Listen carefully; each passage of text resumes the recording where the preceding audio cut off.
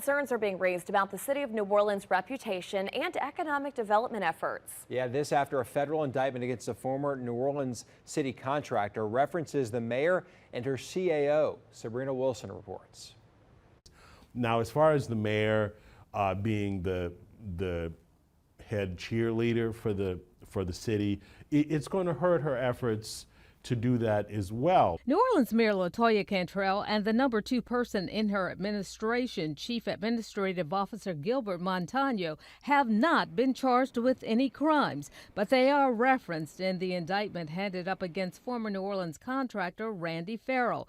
Specifically, one of the allegations against Farrell is that he gave Cantrell, who's identified in the indictment as Public Official 1, tickets to Saints games and other gifts, and the indictment references Montano as Public Official 2 and alleges that he asked a person referred to as Businessman 1 for tickets to a football game. Anytime a public official who is entrusted with taking care of the city and having the interest of the residents first, anytime they are implicated in any sort of impropriety or any sort of wrongdoing, that makes people question whether or not the government is working on their behalf, and it makes them wonder whether or not they should trust the government to do what is right.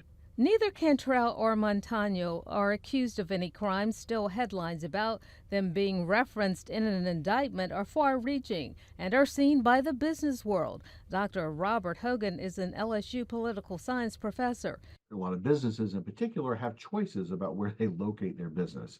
They would like to go somewhere where the government is viewed as above board. The political environment weighs very heavily in the minds of businesses who are thinking of relocating to certain areas. Dillard University political analyst Dr. Robert Collins agrees landing economic development is competitive. He says having the mayor and her top aide referenced in an indictment doesn't help. It's certainly not going to create a high level of confidence in the integrity of the city for any sort of external business person, any sort of corporate people who are looking at doing business in the city of New Orleans. Even though New York City's Mayor Eric Adams was recently indicted on federal corruption charges, Collins says in terms of the hit on that city's reputation and economic development, New York City and New Orleans aren't the same. It's still the financial capital of the world. So so